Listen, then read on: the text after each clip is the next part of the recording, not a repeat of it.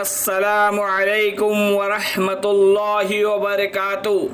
سورہ بقرہ حصہ نمبر 107، سورہ بقرہ حصہ نمبر 107، آیت نمبر 102 اور 103، آیت نمبر 102 اور 103، رکوع نمبر 12، مفسرین کے اقوال۔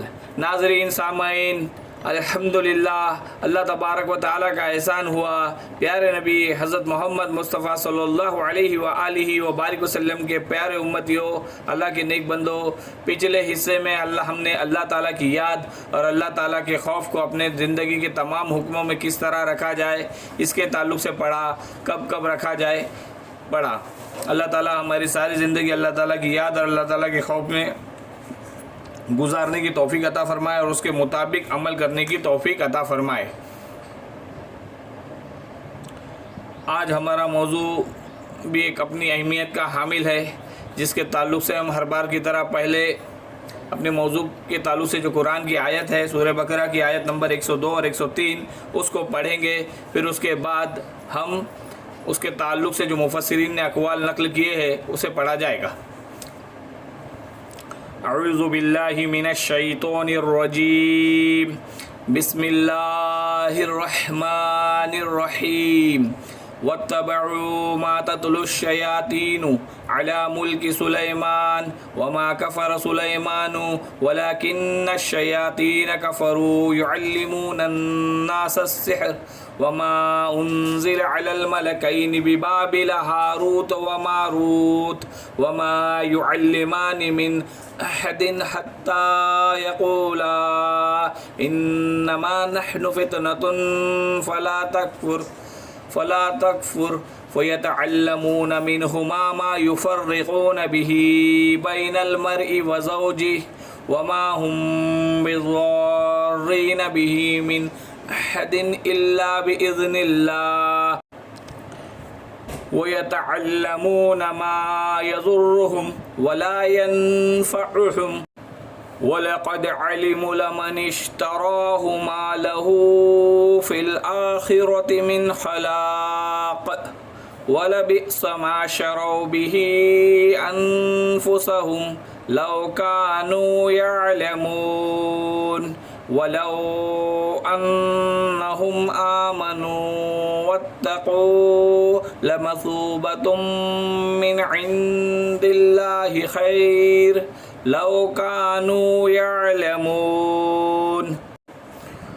اور اس چیز کے پیچھے لگ گئے جسے شیاطین حضرت سلیمان علیہ السلام کی حکومت میں پڑھتے تھے۔ سلیمان علیہ السلام نے تو یہ کفر نہ کیا تھا، بلکہ یہ کفر شیطانوں کا تھا۔ وہ لوگوں کو جادو سکھایا کرتے تھے، اور بابل میں ہاروت و ماروت دو فرشتوں پر جو اتارا گیا تھا، وہ دونوں بھی کسی شخص کو اس وقت تک نہیں سکھاتے تھے جب تک یہ نہ کہہ دے کہ ہم تو ایک آزمائش ہے، تو کفر نہ کر۔ پھر لوگ ان سے وہ سیکھتے جس سے مرد و عورت میں جدائی ڈال دے، اور دراصل وہ بغیر اللہ تعالیٰ کی مرضی کے کسی کو کوئی نقصان نہیں پہنچا سکتے۔ یہ لوگ وہ سیکھتے ہیں جو انہیں نقصان پہنچائے اور نفع نہ پہنچا سکے، اور وہ بالیقین جانتے ہیں کہ اس کے لینے والے کا آخرت میں کوئی حصہ نہیں، اور وہ بدترین چیز ہے جس کے بدلے وہ اپنی طے فروخت کر رہے ہیں۔ کاش کہ یہ جانتے ہوتے، اگر یہ لوگ ایماندار متقی بن جاتے تو اللہ کی طرف سے بہترین ثواب انہیں ملتا، اگر یہ جانتے ہوتے۔ اب ان دونوں آیتوں کے تعلق سے مفسرین کے اقوال پڑھے جائیں گے۔ بسم اللہ الرحمن الرحیم۔ یہودیوں میں جادو ٹونا بہت چل رہا تھا، اور یہودیوں نے اس کا پورا الزام حضرت سلیمان علیہ السلام پر لگا دیا تھا، جیسا کہ آیت کی شروعات میں ہی بتایا گیا، جس کا ترجمہ اس چیز کے پیچھے لوگ لگ گئے تھے یہ کہ وہ حضرت سلیمان علیہ السلام کی حکومت میں پڑھتے تھے، لیکن سلیمان علیہ السلام نے، اللہ گواہی دے رہے قرآن میں کہ سلیمان علیہ السلام نے یہ کفر نہ کیا، یہ کفر تو شیطانوں نے کیا تھا۔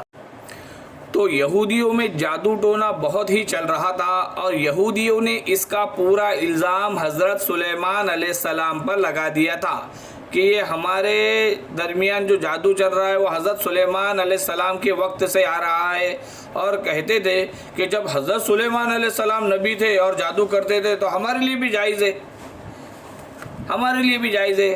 یہ ہیلے بہانے ہیں، جیسے آج بھی لوگ کسی علماء کا، کسی داڑھی ٹوپی والے کا، کسی تبلیغ جماعت کا، کسی سنی جماعت کے داڑھی ٹوپی والے کا جو نبی اکرم صلی اللہ علیہ وسلم کی سنت اپنے چہرے پہ سجائے ہوئے کئی سنتوں پر چلتا ہے، اللہ کا کرم ہوتا ہے اس کے اوپر، اس کو مثال بنا کے تو اس نے فلاں کام کیا تو ہم کیوں نہ کریں۔ حالانکہ بے شک ہمارا ان لوگوں پر تھوڑی ایمان ہے، ہمارا ایمان تو اللہ پر ہے، نبی اکرم صلی اللہ علیہ وسلم پر ہے، اور ہمیں نبی اکرم صلی اللہ علیہ وسلم کی مبارک زندگی دکھائی گئی ہے، تو اب کوئی حجت باقی نہیں رہی، لیکن لوگ بہانہ بنا لیتے۔ تو یہودیوں میں بھی جادو ٹونا تو بہت چل رہا تھا، اور وہ الزام لگاتے تھے کہ حضرت سلیمان علیہ السلام پر اس کا الزام لگاتے تھے اور کہتے تھے کہ جب وہ نبی ہو کر جادو کر سکتے تو ہم کیوں نہیں کر سکتے، پھر تو ہمارے لیے بھی جائز ہو گیا۔ کسی کے لیے کوئی بات جائز نہیں ہوئی۔ اللہ اور رسول صلی اللہ علیہ وسلم کے احکام ہے کہ جھوٹ بولنا نہیں، تم کبھی زبان سے، لعنت اللہ ہے یہ دیکھ لے قرآن سے۔ تو اللہ تعالیٰ نے کن لوگوں پر لعنت فرمائی ہے یہ قرآن میں ہے، اور کن لوگوں سے کیا وعدہ ہے اور کس طرح انہیں چلے قرآن میں رہنمائی ہے۔ تو کسی اور کا حوالہ دینے کی بات ہی نہ کرے جب تک اللہ اور اس کے رسول صلی اللہ علیہ وسلم سے تم نہیں جانتے، تو کسی اور سے کوئی بات نہیں، کیونکہ تمہارا ایمان کیا ہے، اللہ پر اور اس کے رسول پر۔ ہاں، تو ہمیں اللہ تعالیٰ صحیح راستے پر چلنے کی توفیق عطا فرمائے۔ تو اللہ تبارک و تعالیٰ نے یہودیوں کی اس بات کو صاف کر دیا کہ جادو کو شیطان فروغ دے رہا ہے، اور یہود شیطان کی اتباع کر رہے تھے۔ وہ اس طرح کہ جادو ٹونا بہت زیادہ رواج پایا اور بہت زیادہ فروغ پایا۔ وہ حضرت سلیمان علیہ السلام کے زمانے میں، وہ اس لیے کہ حضرت سلیمان علیہ السلام ایک ایسے نبی تھے جن کو اللہ تبارک و تعالیٰ نے انسان اور جنات دونوں پر حکومت کا اختیار دے دیا تھا، دونوں پر حکومت کرتے تھے۔ تو انسان اور جنات دونوں مل جل کر ایک ساتھ کام کرتے تھے، تو دونوں ایک دوسرے سے سیکھتے بھی تھے۔ تو وہی سے یہ جادو ٹونا جنات میں فروغ ہونے لگا، جنات سے بھی فروغ ہونے لگا، لیکن شیطان فروغ کر رہا تھا، نہ کہ حضرت سلیمان علیہ السلام۔ یہ بات اللہ تبارک و تعالیٰ نے صاف کر دی۔ تو یہودیوں میں مشہور تھا، سب سے پہلے تو جن اور جنات کی بات سمجھ لے کہ کافی لوگوں کو یہ بھوت پریت کے تعلق سے عجیب باتیں وہ لوگ مانتے ہیں۔ تو جنات میں کیا ہوتا ہے، شیطان بھی ایک جن تھا۔ تو جنات میں ایسا ہوتا ہے کہ پاک جن، ناپاک جن۔ اب پاک جن اسے کہتے ہیں جو ایمان والا ہے، اور ناپاک جن جو کافر ہوتا ہے، اس کو عام زبان میں پاک جن اور ناپاک جن کہتے ہیں۔ تو یہ ناپاک جن میں کئی لوگ ایسے ہیں یعنی وہ شیطان کے کارندے بنے ہوئے، شیطان کے حساب سے وہ کام کرتے ہیں۔ پھر وہ کہ جیسے کہتے ہیں کہ فلاں کے اندر روح آ گئی تھی، اس کی روح آ گئی تھی، اس کو مر کے کئی سال ہو گئے، تو یہ شیاطین کام کرتے ہیں، کوئی بھوت پریت نہیں ہوتا۔ تو شیطانوں کا سایہ، برے سائے ہوتے ہیں۔ ایک بار آدمی کی روح اللہ کے قبضے قدرت میں چلی گئی تو وہاں سے کبھی واپس لوٹ نہیں سکتی۔ تو اس پر ایمان بھی ہے ہمارا، اور اس ایمان پر جمے رہے، ایسی باتیں کر کے اپنے ایمان کو خراب نہ کرے۔ تو یہ ناپاک جن ہوتا ہے، شیاطین ہوتے ہیں جو ہمارے عقیدے کو خراب کرنے کا کام کرتے، جو اس طرح وہ انہوں نے کیا ہے۔ تو اس بات کو سمجھتے چلے کہ اگر کئی شیطانی سائے ہوتے ہیں، برے سائے ہوتے ہیں جو ہمارے عقیدے کو خراب کرتے ہیں۔ ہاں، جو اگر کوئی انسان مر گیا ہے، کوئی انسان اگر مر گیا ہے تو اللہ تعالیٰ کے پاس اس کی روح چلے گئی ہے، وہ واپس لوٹ کر نہیں آئیں گی، کسی بھی شکل میں نہیں آئیں گی، کسی بھی شکل میں نہیں آئیں گی۔ تو جو ہے یہ ناپاک جن ہے، یہ شیاطین ہے جو ہمارے عقیدے کو خراب کرتے، شیطان کے کارندے جو ہمارے ایمان کو خراب کرتے۔ تو اس سے بچے اور اللہ تعالیٰ اپنے کلمے کو بار بار پڑھے اور اپنے عقیدے کو، اپنی نیت کو بار بار درست کرے، اپنے ایمان کا جائزہ لیتے رہے، جیسے کہ ہم ہمیشہ کہہ رہے ہیں۔ تو انشاءاللہ تعالیٰ اللہ تعالیٰ ہمیں ان فتنوں سے بچائے اور ہمیں کامل ایمان نصیب فرمائے، ہمارے ایمان کو درست فرمائے، ہماری نیتوں کو درست فرمائے۔ تو یہودیوں میں یہ مشہور تصور تھا کہ حضرت سلیمان علیہ السلام جادوگر ہے، نعوذ باللہ۔ تو اسی بات کا خلاصہ اللہ تعالیٰ نے کیا کہ سلیمان علیہ السلام جادوگر نہیں تھے، شیطان اس زمانے میں جادوگری کا کام کر رہے تھے۔ اس لیے اللہ نے سورۃ البقرہ میں حضرت سلیمان علیہ السلام پر لگے ہر الزام کی تکذیب کر کے ان کی نبوت کو ظاہر کیا ہے۔ وہ حضرت سلیمان علیہ السلام کو نبیوں کے زمرے میں سن کر بدک جاتے تھے۔ حضرت سلیمان علیہ السلام کے زمانے میں جادوگروں کا ہونا قرآن سے ثابت ہے، اور حضرت سلیمان علیہ السلام کا حضرت موسیٰ علیہ السلام کے بعد ہونا بھی قرآن سے ظاہر ہے کہ حضرت داؤد علیہ السلام اور جالوت کے قصے میں ہے کہ من بعد موسیٰ، حضرت داؤد علیہ السلام اور جالوت کے قصے میں ہے، حضرت داؤد علیہ السلام اور جالوت کے قصے میں ہے کہ من بعد موسیٰ، یعنی کہ موسیٰ کے بعد، بلکہ حضرت ابراہیم علیہ السلام سے پہلے بھی ان کو ان کی قوم نے کہا تھا انما انت من المسحرین، انما انت من المسحرین، یعنی تم ابراہیم علیہ السلام کو کہتے تھے کہ تو جادو کیے گئے لوگوں میں سے ہے۔ جب حضرت ابراہیم علیہ السلام بتوں کی تکذیب کرتے تو انہوں نے کہا کہ انما انت من المسحرین، کہ تو جادو کیے گئے لوگوں میں سے ہے۔ تو حضرت ابراہیم علیہ السلام کو لوگ کہتے تھے کہ تو جادو کیے گئے لوگوں میں سے ہے۔ بابل پرانا عراق ہے جسے بیبولونیا بھی کہتے ہیں، بخت نصر وہاں کا بادشاہ تھا جسے بیبولونیا کا بادشاہ کہا جاتا تھا۔ تو ہاروت اور ماروت بابل میں دو فرشتے اللہ تعالیٰ نے اتارے تھے۔ ہاروت اور ماروت بابل میں دو فرشتے تھے۔ بابل عراق کا علاقہ تھا، یہاں پر دونوں فرشتے آئے آزمائش بن کر آئے۔ تو حضرت سلیمان علیہ السلام نبی تھے، حضرت سلیمان علیہ السلام نبی تھے اور بنی اسرائیل کے نبی تھے، اور ان کے دور میں دولت بہت زیادہ ہو گئی تھی، تو بنی اسرائیل کے عیش ہی عیش تھے، ہر جگہ بنی اسرائیل ہی کا بول بالا تھا۔ تو الگ انداز میں اللہ تعالیٰ نے ان کی آزمائش کی کہ دو فرشتوں کو یعنی ہاروت اور ماروت کو اللہ نے بھیج دیا۔ وہ جادو سکھاتے تھے، پر سکھانے سے پہلے ہی سمجھا دیتے تھے کہ ہم فتنہ ہے، یعنی کہ ہم آزمائش بن کر آئے۔ ہاروت اور ماروت اللہ کے دو فرشتے تھے، ہاروت اور ماروت کو اللہ تعالیٰ نے بھیج دیا تھا اور وہ جادو سکھاتے تھے، پر جب لوگ ان سے درخواست کرتے کہ ہمیں بھی یہ جادو سکھا دیا جائے تو وہ ان سے سمجھا دیتے کہ دیکھو اللہ نے ہم کو فتنہ بنا کے بھیجا ہے، آزمائش بنا کر بھیجا ہے کہ جادو سیکھنا کفر ہے، تو اس لیے آپ مت سیکھو، کفر مت کرو، اللہ کی نافرمانی مت کرو، لیکن پھر بھی تم کہو گے کہ ہم کو سیکھنا ہے تو ہم سکھا دیں گے۔ اس طرح کی وہ آزمائش چل رہی تھی۔ ہر دور میں الگ الگ آزمائش ہوتی ہے اللہ تعالیٰ کی۔ آج ہماری آزمائش ہے کہ باطل ہم پر حاوی ہے، تو ایسے میں ہم کیا کہتے ہیں، لوگ کہتے ہیں ابھی تو اسی کی سکہ چل رہے گا، آگے وہ سب کچھ کر لے گا، وہ اپنی حکومت بنا دے گا۔ ارے کیسے کہتے ہو؟ حکومت صرف اللہ ہی کی مرضی سے بنتی ہے اور اللہ ہی کی مرضی ہر وقت چلتی ہے۔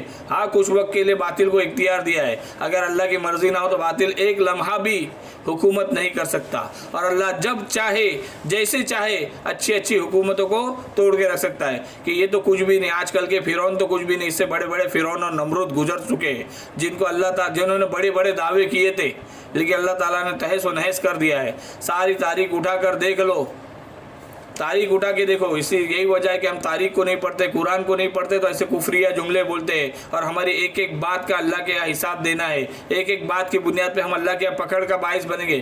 کسی کی بھی طاقت کو دیکھ کر، کسی کی بھی دولت کو دیکھ کر اسے اپنا مالک نہ بناؤ بیٹھو، اس کے بارے میں ایسی کوئی رائے قائم نہ کرو کہ یہ جو چاہے وہ کر سکتا ہے، یہ جو چاہے وہ خرید سکتا ہے نا۔ کہ آج کئی لوگ ہیں کہ کروڑوں کی دولت ہے لیکن ایک وقت کی نیند نصیب نہیں ہو رہی، کئی لوگ ہیں اربوں کی دولت ہے لیکن کھانا جو ہے اپنی مرضی کا نہیں کھا سکتے، ڈاکٹر نے پرہیز پہ لگا دیا ہے، بولے جب تک اس پرہیز پر قائم ہو زندگی کی تمہاری سانسیں ٹھیک ٹھیک چلتی رہیں گی، ورنہ اللہ ہی کو معلوم ہے کہ کیا ہوگا۔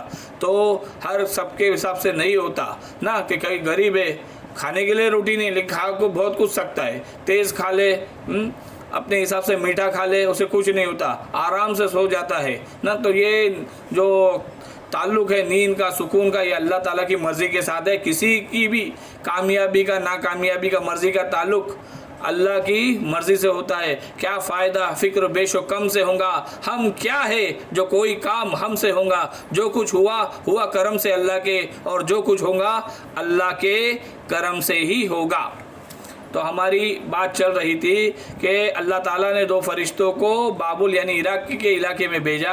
ان کے نام ہاروت اور ماروت تھے. اللہ نے ان کو بھیج دیا اور وہ جادو سکھایا کرتے تھے, اور سکھانے سے پہلے ہی سمجھا دیتے تھے کہ اللہ تعالیٰ نے ہمیں فتنہ یعنی کہ آزمائش بنا کر بھیجا ہے, اور جادو کو سیکھنا کفر ہے, گناہ ہے. اللہ تعالیٰ ناراض ہوتے ہیں تو آپ نہ سیکھیں, لیکن پھر بھی تم کہوں گے کہ سیکھنا ہے تو سکھا دیں گے. لیکن یہ لوگ جان بوجھ کر یہ کفر کرتے تھے. یہ لوگ تو سکھانے سے پہلے فرشتے تو کہتے تھے کہ جان لو یہ کفر ہے, تو لوگ کہتے تھے ہمیں سیکھنا ہے. تو سیکھتے بھی تو تھے, لیکن کس لیے سیکھتے تھے؟ تو اس وقت سیکھتے اس لیے تھے شوہر اور بیوی میں جدائی ڈالنے والا جادو سیکھتے تھے.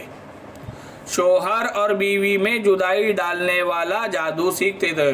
تو اس سے انہیں کوئی ذاتی فائدہ تو نہیں ملتا تھا, بس اپنے حسد کو تھوڑا سکون مل جاتا تھا, اپنی جلن کو تھوڑا سکون مل جاتا تھا, دل کے پھوڑے وہ سہلا لیتے تھے اس سے. تو جب انسان کی فطرت صحیح رہتی ہے نا, انسان کی فطرت پہ بھی محنت کرنی پڑتی ہے. ایمان پہ محنت کرتے ہیں تو فطرت پہ محنت خود بخود ہو جاتی ہے. ایمان پہ محنت کرو تو دل بھی سنور جاتا ہے, انسانیت اندر کی سنور جاتی ہے, فطرت بھی سنور جاتی ہے. تو انسان کا ایمان صحیح رہتا ہے یا انسان کی فطرت صحیح رہتی ہے تو کسی کا گھر بسا کر سکون ملتا ہے. انسان کی فطرت صحیح رہتی ہے تو کسی کا گھر بسا کر سکون ملتا ہے, اور جب فطرت بگڑ جاتی ہے, بری بن جاتی ہے, تو کسی کا گھر اجاڑ کر سکون ملتا ہے. تو ہاروت اور ماروت فرشتوں نے بابل میں آ کر اپنا کام شروع کر دیا کہ سحر کے اصول و فروغ کو ظاہر کر کے لوگوں کو اس عمل سے بچنے کی اور ساحرین سے نفرت اور دوری برتنے کی تنبیہ اور تائید کی. کیا کیا انہوں نے کہ اس کے بتا تو دیا کہ یہ جادو اگر تم سیکھ لے تو شوہر اور بیوی میں جدائی ہوں گے, جو تم اس کے یہ اثرات ہے, لیکن لوگوں کو اس عمل سے بچنے کی اور جادوگروں سے نفرت اور دوری برتنے کی تنبیہ اور تائید کی. جیسے کوئی عالم دیکھے کہ جاہل کو لوگ اکثر نادانی سے کفریہ کلمات بک دیتے, جاہل لوگ آسانی سے کفریہ کلمات بک جاتے ہیں, جیسے کہ بارے میں ابھی میں نے کہا کہ جاہل لوگ کہہ دیتے ہاں ایسا ہو جائے گا, اس کے پاس دولت ہے, اس کے پاس حکومت ہے, یہ کر لے گا وہ کر لے گا. ایسا نہ کہے, دیکھیں بلکہ یہ کہے کہ جو اللہ کی مرضی ہے وہی ہوگا, کسی سے کچھ نہیں. اللہ نے اگر ہمیں برباد کرنے کا ارادہ کیا ہے تو کوئی آباد نہیں کر سکتا, اور اللہ اگر ہماری حفاظت پہ آئے تو ہمیں کوئی برباد نہیں کر سکتا. اس لیے ضروری ہے کہ ہم اللہ کا دامن تھامیں.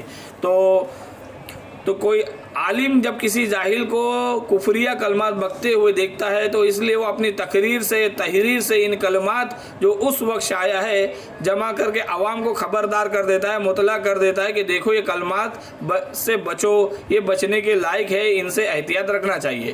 تو ہمارا بھی کام ہے کہ کفریہ کلمات سے بچے. کیا ہو رہا ہے کہ آج جو ہمارا حال ہوا ہے وہ ہمارے برے عملوں کی وجہ سے ہوا ہے. تو ہر مسلمان اس چاہت میں تو رات دن لگا ہوا ہے کہ یہ حالات جو ہم پر چھائے ہوئے ہیں, یہ باطل کے جو بادل منڈلا رہے ہیں, باطل اپنا دجالی سینہ تان جو کھڑا ہوا ہے, یہ کٹھن وقت جو آیا ہے اس کو دور ہو جائے. لیکن اس کے لیے خود کو بدلنا ہوتا ہے. یہ سب کو بدلنا چاہتا ہے پر اس کے لیے ہمیں خود کو بدلنا ہوگا. آپ انفرادی طور پہ بھی خود کو بدلے اور اجتماعی طور پہ بھی خود کو بدلے. تو جب فرشتوں نے یعنی کہ ہاروت اور ماروت نے سحر کا کام شروع کیا تو وقتاً فوقتاً مختلف لوگوں کی آمد و رفت ان کے پاس شروع ہوئی. جیسے آج پیر باباؤں کی لائن کھڑی ہوتی ہے.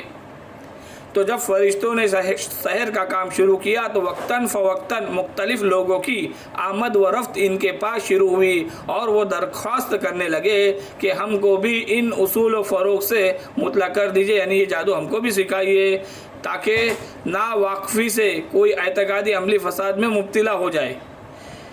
اس وقت فرشتوں نے انہیں بطور احتیاط و تبلیغ کے اصول و فروغ بتانے سے قبل یہ کہہ دیا, یعنی یہ جادو سکھانے سے قبل یہ کہہ دیا کہ دیکھو ہمارے یہ بتانے کے ذریعے اللہ تعالیٰ کی آزمائش ہے, اللہ تعالیٰ کی آزمائش ہے تم پر, کہ تم کو ہم بتا رہے کہ دیکھو یہ کفر ہے, اللہ تعالیٰ ناراض ہو جائیں گے. اب تم اپنی من کی مرضی کے حساب سے چلتے ہو یا پھر اس جادو کو سیکھ کر اللہ تعالیٰ کی حکم عدولی کرتے ہو. ان چیزوں سے اللہ تعالیٰ تمہاری آزمائش کر رہے ہیں، تو اب تمہارا کام ہے کہ اللہ تعالیٰ کی آزمائش پہ کھڑے اترو. لیکن پھر بھی جو کہتا تھا نہیں نہیں مجھے سیکھنا ہے، تو اسے وہ سکھا بھی دیتے تھے.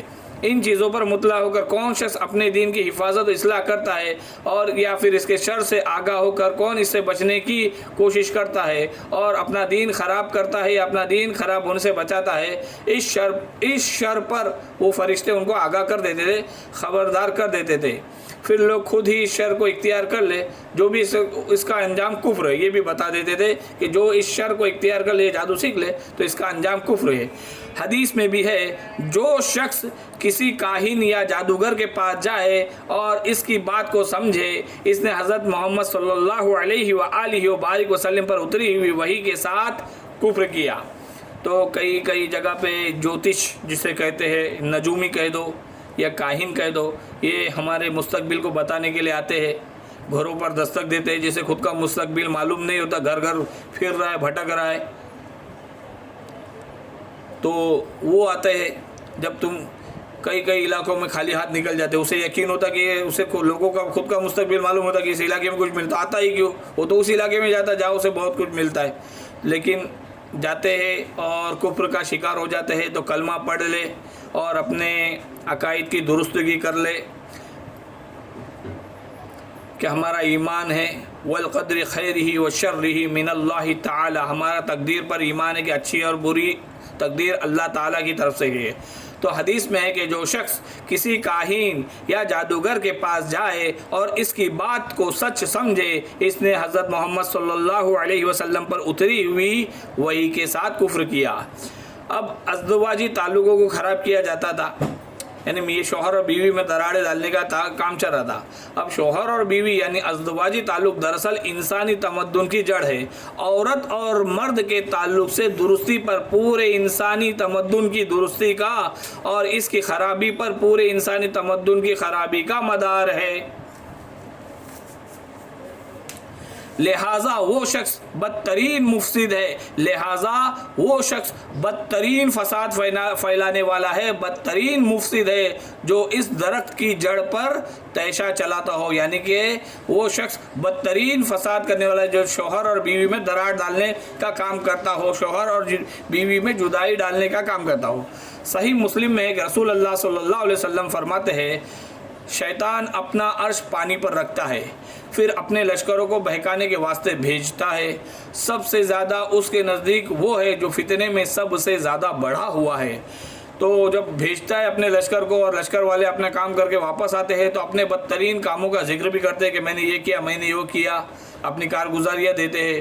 تو کوئی شیطان کہتا ہے کہ میں نے فلاں کو اس طرح گمراہ کر دیا، کوئی کہتا ہے میں نے فلاں سے یہ گناہ کرایا. شیطان ان سے کہتا ہے یہ تو کچھ خاص کام نہیں ہوا، یہ تو کچھ نہیں ہے، یہ تو معمولی کام ہوا ہے، اس سے کیا بنے گا. یہاں تک کہ کہتا ہے ایک شیطان کہہ دیتا ہے کہ میں نے فلاں شخص اور اس کی بیوی کے درمیان جھگڑا ڈال دیا، یہاں تک کہ ان دونوں میں جدائی ہو گئی. تو شیطان اسے گلے سے لگا لیتا ہے اور کہتا ہے کہ تو نے بڑا کام کیا، اسے اپنے پاس بٹھا لیتا ہے اور اس کا مرتبہ بڑھا دیتا ہے. اللہ تعالی ہماری حفاظت فرمائے. تو آج کئی گھروں میں طلاق عام ہے، کئی گھروں میں طلاق عام ہے، خلا بھی ہوتا ہے، اور اس کی بہت بڑی وجہ اس گھر کے لوگ ہوتے ہیں جو شوہر اور بیوی کے درمیان میں صحیح فیصلہ نہیں دیتے یا تو غلط میں ان کا ساتھ دیتے ہیں. تو یہ بھی وہ شیطان کی شکل اختیار کر کے آتے ہیں، شیطان انسان کی شکل بنا کر آتا ہے. تو بڑی بڑی باتیں ہوتی ہیں. اور اس کے تعلق سے آگے طلاق کے تعلق سے آگے ہمارے بہت ہی اہم موضوع ہے. سماعت فرمائے اللہ تعالیٰ اس فتنے سے ہماری حفاظت فرمائے اور اللہ کی آزمائش پر کھرا اترنے کی توفیق عطا فرمائے. اور ہمارے مسلم معاشرے میں جو ازدواجی شوہر اور بیوی کے جوڑے ہیں ان میں ایک بہترین محبت نصیب فرمائے، انہیں راہ حق پر چلنے کی توفیق عطا فرمائے، صراط مستقیم پر چلنے کی توفیق عطا فرمائے، ان کی آپسی محبت کو مضبوط کر دے، آپسی تعلق کو مضبوط کر دے. اللہ تعالیٰ سے ہماری دعا ہے، آمین ثم آمین. اس حدیث پر غور کرنے سے یہ بات اچھی طرح سمجھ آتی ہے کہ بنی اسرائیل کی آزمائش میں کے لیے جو فرشتے بھیجے گئے تھے، بنی اسرائیل کی آزمائش کے لیے جو فرشتے بھیجے گئے تھے، انہیں کیوں حکم دیا گیا تھا کہ عورت اور مرد کے درمیان جدائی ڈالنے کا عمل ان کے سامنے پیش کرے؟ دراصل یہی ایک ایسا پیمانہ تھا جس سے ان کے اخلاقی زوال کو ٹھیک ٹھیک ناپا جا سکتا تھا۔ یہودیوں کا اعتقاد بد کہ جادو فرشتوں پر نازل کیا گیا ہے، اللہ تعالیٰ نے سورۃ البقرہ میں اس کی تردید کی ہے۔ یہودیوں کا اعتقاد بد کہ جادو فرشتوں پر نازل کیا گیا ہے، اللہ تعالیٰ نے سورۃ البقرہ میں اس کی تردید کی ہے۔ جادو ایک ایسا علم ہے جو سراسر نقصان دہ ہے، جس میں کوئی نفع نہیں۔ رسول اللہ صلی اللہ علیہ وسلم کی تابعداری چھوڑ کر جادو کے پیچھے لگنے والوں کا آخرت میں کوئی حصہ نہیں، نہ ان کی کوئی قدر و قیمت اللہ کے پاس ہے، نہ یہ دیندار سمجھے جاتے ہیں۔ بعض بزرگوں کا فرمان ہے کہ جادوگر کافر ہے، اور بعض کافر تو نہیں کہتے لیکن فرماتے ہیں کہ جادوگر کی حد یہ ہے کہ اسے قتل کر دیا جائے۔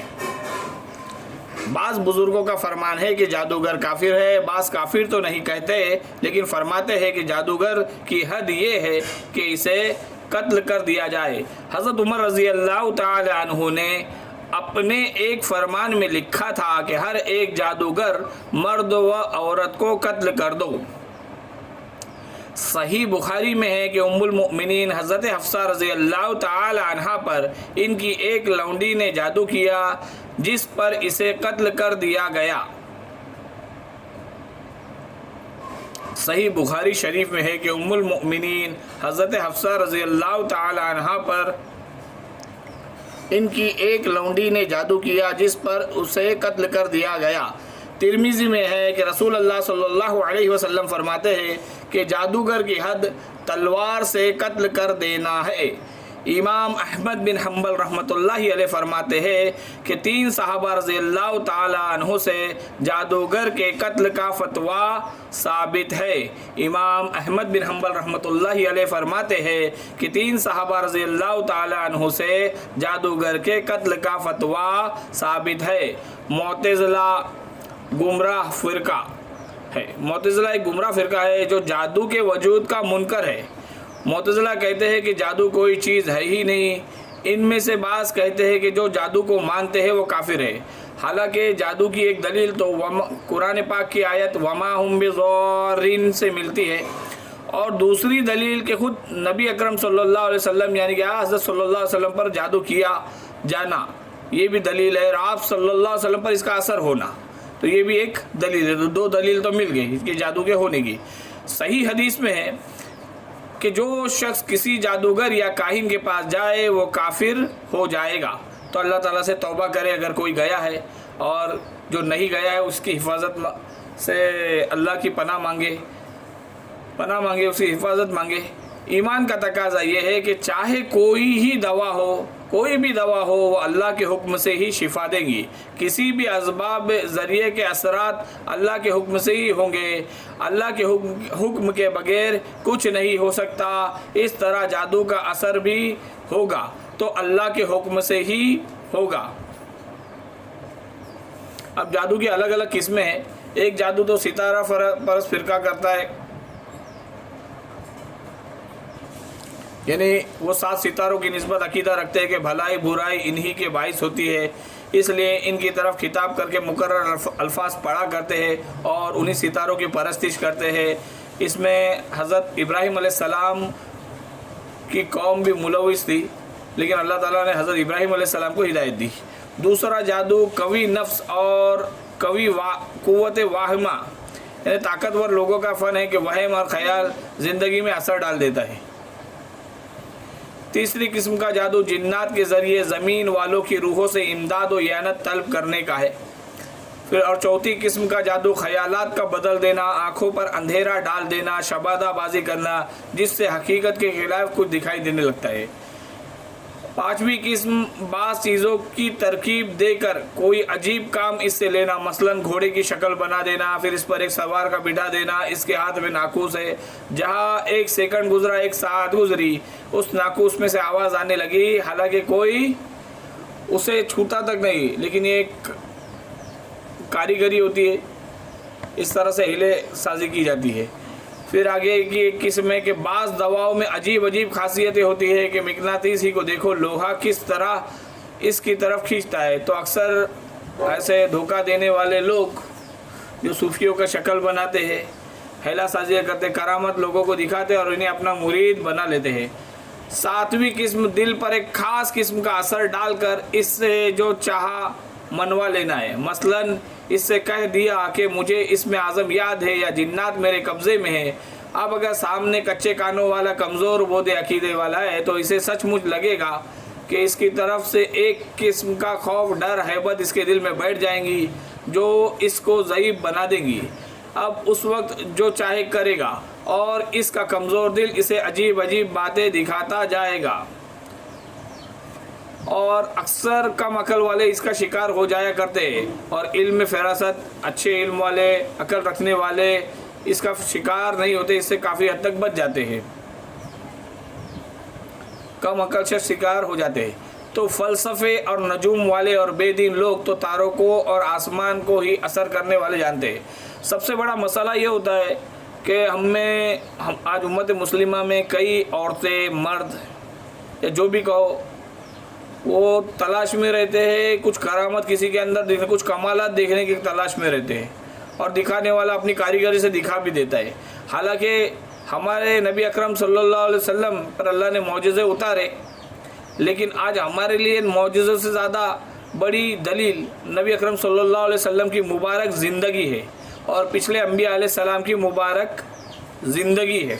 उन ज़िंदगी को देखो, कितनी पाक साफ ज़िंदगी, कितनी पाक साफ ज़िंदगी, क्या अकल हैरान रह जाएगी। तो ये ज़िंदगी नमूना होती है। अब क्या होता है, हमारे आजकल के दोस्तों अहबाब किसी के करीब जाते हैं तो उसके अंदर के कमालात देखते हैं,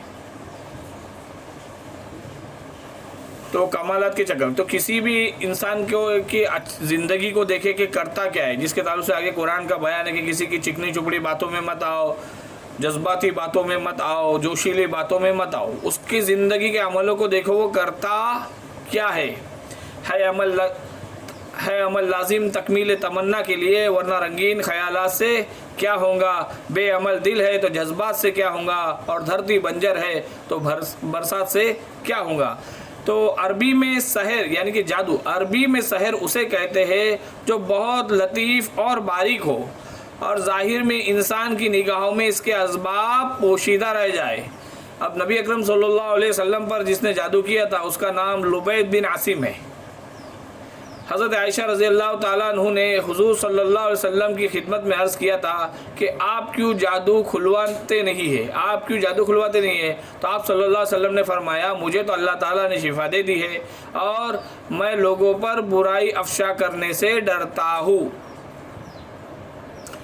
कुरान में है कि तू जादू को सीख कर कुफ्र का इर्तिकाब ना कर। कुरान में है कि तू जादू को सीख कर कुफ्र का इर्तिकाब ना कर। अल्लाह ने हारूत व मारूत 2 फरिश्तों को आजमाइश के लिए चुन लिया, ज़मीन पर उतारा। लोगों ने इससे जादू सीखने आया करते थे। वो दोनों कहते थे कि हम दोनों फितना है, जादू ना सीखो, जादू का सीखना कुफ्र है। इसके बावजूद भी लोग सीखते थे। जैसे कि आज उम्मत मुस्लिमा सल्लल्लाहु अलैहि वसल्लम से कहा जाता है कि जादू कुफ्र है, इन लोगों से दूर रहो, फिर भी कई लोग अपने हसद की आग को बुझाने के लिए अपने या फिर किसी से अल्लाह के गैर से होने के यकीन में इस तरफ चले जाते हैं। अल्लाह तबारक व तआला हमारी इससे हिफाजत फरमाए, आमीन सुम्मा आमीन। तो अभी बच्चों के ताल्लुक से बात चल रही थी, तलाक के ताल्लुक से बात चल रही थी। तो एक बात यहाँ पर आती है, वो है कि यहूदियों ने एक काम किया कि हज़रत सुलेमान अलैहिस्सलाम पर इल्ज़ाम लगा दिया कि हज़रत सुलेमान अलैहिस्सलाम पर इल्ज़ाम लगा दिया कि वो जादू करते थे, और फिर उस बात को बहाना बनाया कि जब हज़रत सुलेमान अलैहिस्सलाम नबी होकर जादू कर सकते तो हमारे लिए भी जायज़ है।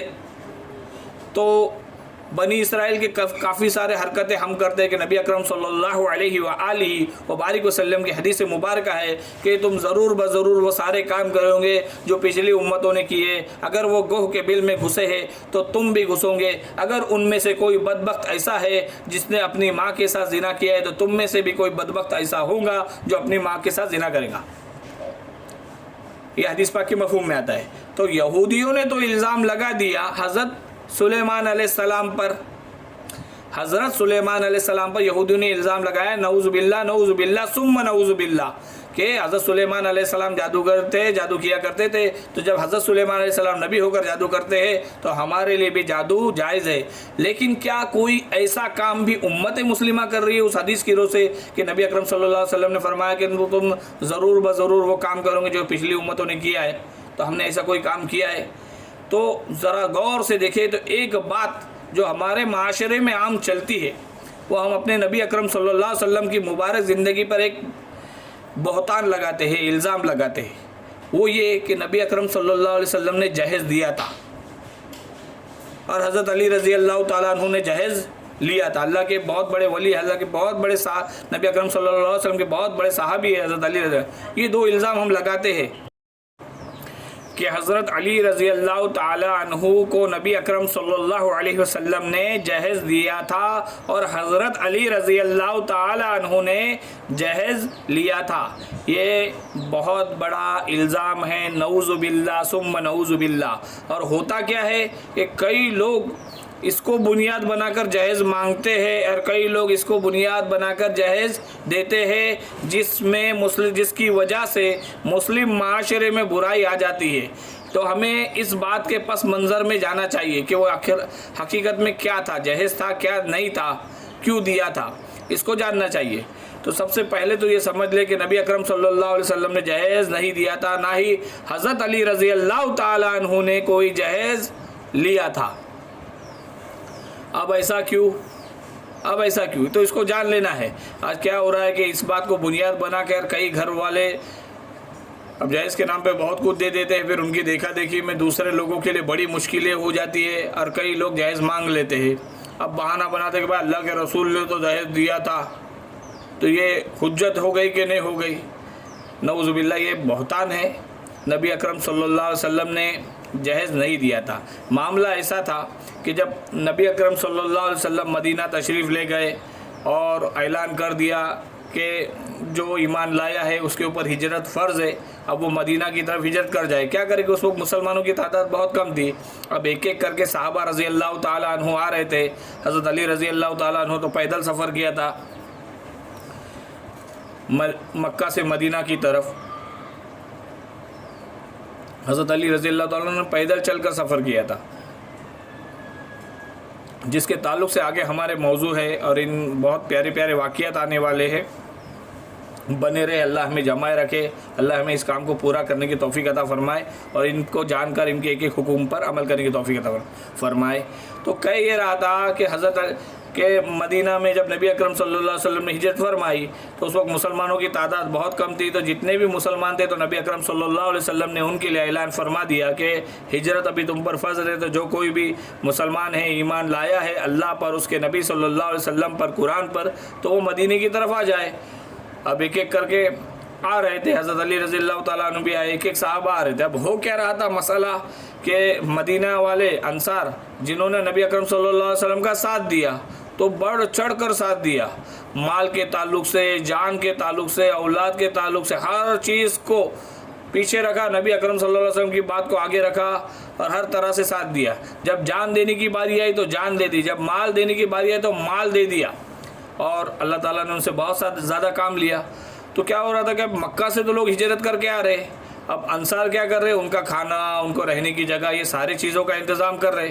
اب شروعات میں تو 10-15 لوگ تھے, اب تعداد بڑھ رہی ہے, اور یہاں تک کہ بڑھتے بڑھتے تعداد 100 کو بھی کراس کر گئی. ابھی روزانہ کھانے پینے کا انتظام, یہ ساری چیز کسی پر بوجھ بننا تو اسلام نے سکھایا نہیں ہے. تو اب انصار کہتے تو نہیں, پر نبی اکرم صلی اللہ علیہ وسلم نے اس مسئلے کو سمجھ لیا, بھاپ لیا. تو نبی اکرم صلی اللہ علیہ وسلم نے کیا کیا, اس وقت بردرہوڈ, بھائی چارگی کا ایک سسٹم بنایا, ایک نظام بنایا کہ ایک انصار, ایک مہاجر, یعنی مکہ سے جانے والا مہاجر اور مدینے سے جو نصرت کر رہا ہے انصار مدد کرنے والا، ان دونوں کو بھائی بھائی بنا لیا اور کہا کہ ایک دن ایک کام کرے، ایک دن دوسرا کام کرے، اس طرح ایک دوسرے کی ضرورت پوری کرے۔ تو ایک دن جو کام کرے گا تو دوسرا دین کی خدمت کرے گا، پھر دوسرے دن وہ دوسرا کام کرے گا تو پہلا دین کی خدمت کرے گا۔ اس طرح معاملے کو سنبھال دیا گیا اور انصار تو یہ بہت ہی بہترین کام تھا اور بہترین انداز میں کیا ہے، جس کی مثال آج تک پوری دنیا بتانے سے عاجز آ گئی کہ ایسا ہو ہی نہیں سکتا جتنا انصار نے قربانیاں دی۔ کہ انصار نے کیا کیا کہ اپنے باغ کسی کا کھجوروں کا باغ تھا تو آدھا باغ اپنے بھائی کو، یعنی اپنے مہاجر بھائی کو دے دیا کہ لو یہ آدھا، اب تم اس میں کرو محنت اور کماؤ۔ کسی نے کیا کیا کہ دیکھو یہ میرا گھر ہے، اوپر بھی ہے نیچے بھی ہے، آپ اس میں سے آدھا جو حصہ ہے نیچے کا آپ کو پسند ہے نیچے کا رکھ لو، یہ آدھا اوپر کا پسند ہے یہ آپ کے لیے کیونکہ تم میرے بھائی ہو۔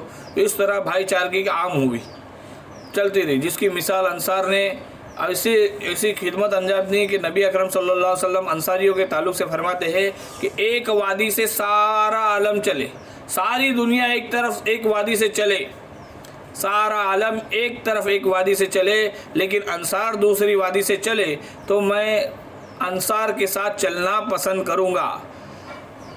انصار میرے اندر کا کپڑا ہے، اتنی قربت دکھائی ہمیں بھی نبی اکرم صلی اللہ علیہ وسلم کی اللہ قربت نصیب فرمائے، تو اس کے لیے ان کی سیرت کو سمجھنا بھی ہوگا اور اس پر عمل بھی کرنا ہوگا۔ تو ایسا معاملہ چل رہا تھا، بڑھ رہے تھے تو ایسے میں نبی اکرم صلی اللہ علیہ وسلم بھی دین کی خدمت کرتے تھے۔ نبی اکرم صلی اللہ علیہ وسلم نے اپنی جوڑی کے لیے حضرت علی رضی اللہ تعالیٰ عنہ کو اپنا بھائی بنا لیا۔ اب حضرت علی رضی اللہ تعالیٰ عنہ نے کہا کہ نبی اکرم صلی اللہ علیہ وسلم آپ دنیا کی محنت نہ کریں، آپ یہ کام کریں، میں سارا کام میں سنبھال لوں گا، باقی کا میں سنبھال لوں گا۔ آپ کا خدمت پہ دین کی خدمت پر جمع رہنا آپ کا بہت ضروری ہے، دین کے کاموں کے تقاضے آئیں گے تو آپ کا رہنا بہت ضروری ہے، تو آپ دونوں دن میں ہی کروں گا، ہر وقت میں ہی کام کروں گا۔ تو جتنا بھی کام تھا حضرت علی رضی اللہ، تو جو کچھ پیسے مال اس کے ذریعے جمع ہو رہا تھا وہ بھی نبی اکرم صلی اللہ علیہ وسلم کے پاس جمع ہو رہا تھا۔ تو حضرت علی رضی اللہ تعالیٰ عنہ ایسے بھی نبی اکرم صلی اللہ علیہ وسلم کی تربیت میں تھے، کفالت میں تھے، تو اس لیے نبی اکرم صلی اللہ علیہ وسلم نے ان چیزوں کی وجہ سے جب حضرت علی رضی اللہ تعالیٰ عنہ کے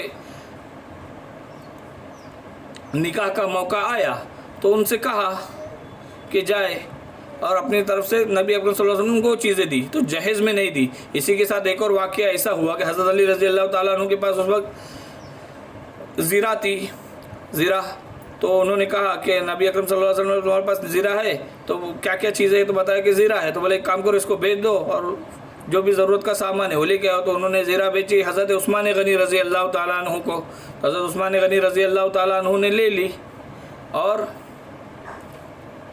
ان کو اس کی قیمت ادا کر دی۔ پھر اس سے ضرورت کا سامان حضرت علی رضی اللہ تعالیٰ عنہ لے کر آئے۔ پھر جب نبی حضرت علی رضی اللہ تعالیٰ عنہ کا نکاح ہوا تو حضرت عثمان غنی رضی اللہ تعالیٰ عنہ نے تحفے کے طور پر زیرہ ان کو واپس دے دی۔ اس طرح دونوں کام ہو گئے۔ تو یہاں جہیز والا معاملہ نہیں تھا، نبی اکرم صلی اللہ علیہ وسلم کی کفالت میں بھی تھے اور نبی اکرم صلی اللہ علیہ وسلم کی خدمت میں بھی تھے اور بھائی چارگی میں تھے، اس لیے دیا تھا، جہیز نہیں دیا تھا۔ تو اس کو بنیاد جہیز کی نہ بنا، اور اس بہتان سے، اس جھوٹ سے، اس الزام سے باز آ جائے۔ نبی اکرم صلی اللہ علیہ وسلم کی مبارک سیرت کو اپنی زندگی کی زینت بنا لے، اپنی زندگی کو آراستہ کرے اور ان کے ایک ایک حکم کو جانے، اور انشاءاللہ ہم آگے بھی کئی غلط فہمیوں کی تردید کریں گے اور اپنے معاشرے کو اللہ تعالیٰ ہمارے معاشرے کو جہیز سے پاک کر دے، اور ہمارے نوجوانوں کو جو بھی نکاح کے رشتے میں جڑے ہوئے انہیں ازدواجی زندگی نبی اکرم صلی اللہ علیہ وسلم کے حکموں کے مطابق، اسلام کے طریقے کے مطابق، شریعت کے مطابق گزارنے کی توفیق عطا فرمائے۔ اللہ تعالیٰ بغیر حساب کتاب کے ہمیں جنت میں داخل فرمائے۔ اللہ تعالیٰ بغیر حساب کتاب کے ہمیں جنت میں داخل فرمائے، جنت الفردوس میں داخل فرمائے۔ نبی اکرم صلی اللہ علیہ وسلم کے ہاتھوں جام کوثر پینا نصیب فرمائے۔ آمین ثم آمین ثم آمین۔ وآخر دعوانا ان الحمد للہ رب العالمین۔ السلام علیکم ورحمۃ اللہ وبرکاتہ۔